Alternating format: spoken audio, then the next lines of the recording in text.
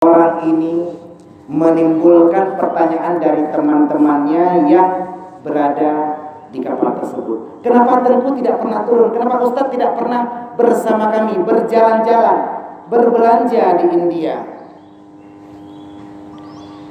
Si Ustadz ini menjawab, cukuplah waktuku hanya dengan Allah.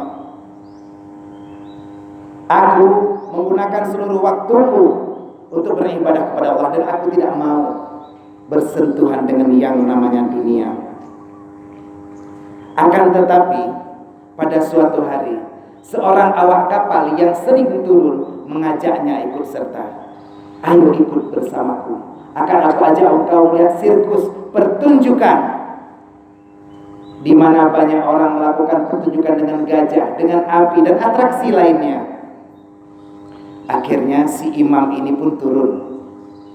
Dia ikut dengan orang yang tadi, lalu menonton pertunjukan sirkus. Ternyata bukan sampai di situ saja. Orang ini, temannya ini membawa si imam ke sebuah komplek lokalisasi atau pelacuran. Di situ dia menyuruhnya menunggu di luar. Lalu temannya masuk ke dalam dengan pintu yang masih terbuka. Di luar imam ini mendengar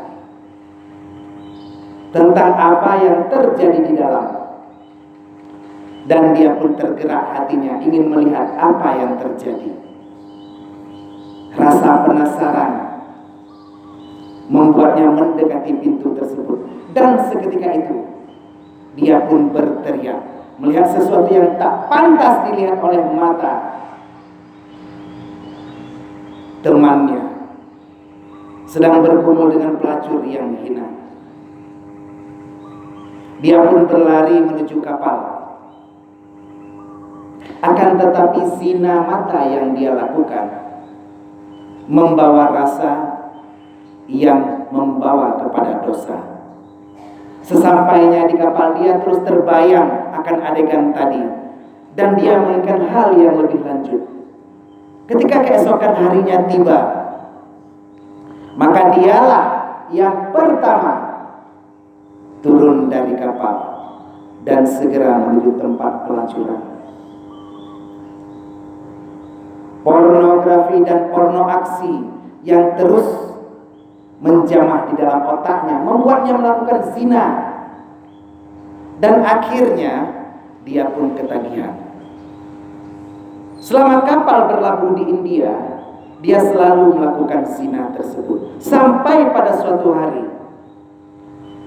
dia sering meninggalkan sholatnya, dia meninggalkan ibadahnya. Dan ketika orang bertanya, maka dia pun berkata, apa urusan kalian? Sikapnya sudah berubah karena dosa yang dilakukan. Lalu selang waktu berlalu, dia menangis. Dia kembali ke kapal dalam keadaan bersedih. Orang-orang pun bertanya, mengapa hal ini terjadi? Dia menangis dan bercerita. Ternyata dia tertular penyakit AIDS, dan dari kemaluannya keluar cacing dan penyakit yang menggerogoti tubuhnya. Semua temannya menangis melihat akhir dari hidup seorang pemuda yang dulunya taat beribadah kepada Allah, akan tetapi karena tidak mengindahkan ajaran yang diajarkan oleh Rasulullah, akibatnya dia terjerumus ke dalam dosa. Tak lama ketika kapal hendak berangkat, mereka mendapati sang pemuda sudah meninggal di dek kapal karena kesakitan dan menggigit kayu kapal. Na'udzubillah, summa na'udzubillah. Alhamdulillah, hari ini kita berada di suatu bulan yang penuh maghfirah, bulan yang penuh ampunan. Bulan apa ini? Bulan Ramadan. Di bulan ini, bagi kita yang pernah berbuat dosa, kullu bani Adam khata'un wa khairul khata'in at-tawwabun.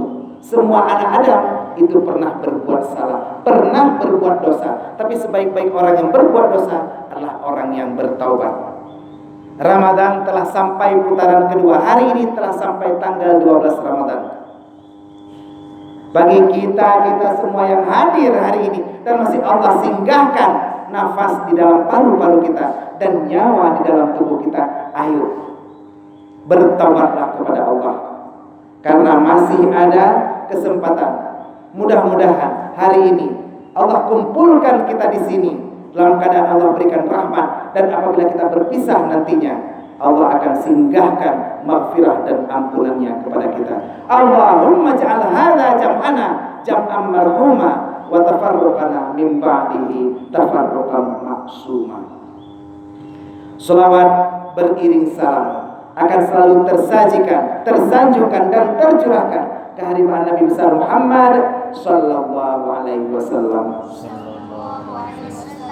Di mana Nabi Muhammad pernah berceramah, pernah berorasi, pernah berpidato di hadapan para sahabatnya di awal bulan Ramadan.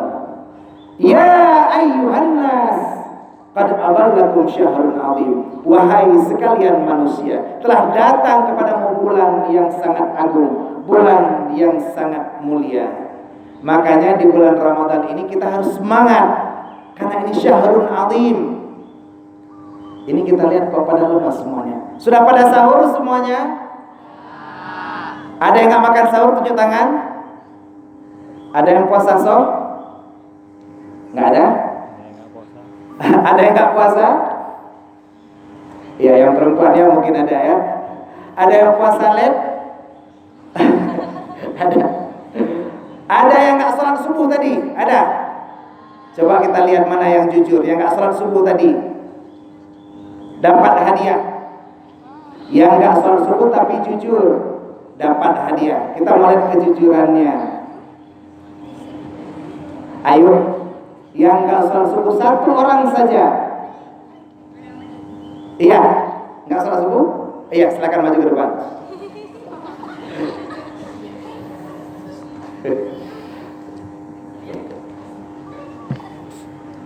Ya, tadi siapa namanya? Muhammad Kasya Aulia, luar biasa. Sudah berapa lama nggak sholat subuh? Baru ini, luar biasa. Tapi jujur ya, jujur, luar biasa. Ini hadiah kejujuran. Jaga kejujurannya, tapi sholat subuh tetap ya. Muhammad Kasya Aulia, luar biasa. Nah, hari ini kita berada di sini melakukan sholat subuh berjamaah, dan juga kita bagaimana terus beraktivitas mengisi bulan-bulan Ramadan.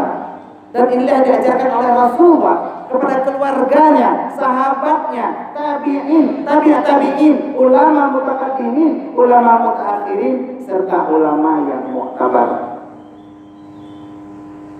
Kata-kata ikramah wa ta'ziman ulun tuan kepada yang mulia Ibu Kepala Sekolah Bu Nur Saidah, Ibu Kepala Sekolah SMP 2, serta Bu Dewi dan seluruh wakil Kepala Sekolah, Pak Surano, dan seluruh Dewan Guru serta Pak Nabiya yang telah menyambut kami tadinya, udah ngampung lentuan, luar biasa. Dan seterusnya teristimewa kepada seluruh siswi-siswi SMP 2 yang cantik jelita, luar biasa. Yang ini agak ke belakang sedikit, cantiknya kelewatan. Yang ini Dik, siapa namanya? Sekali lagi, siapa namanya Dik? Sekali lagi Dik, siapa namanya? Afra. Saya ingin mengenal lebih jauh ya, lebih jauh. Kita lihat siswinya cantik-cantik semua. Ada yang mirip Nikita Willy.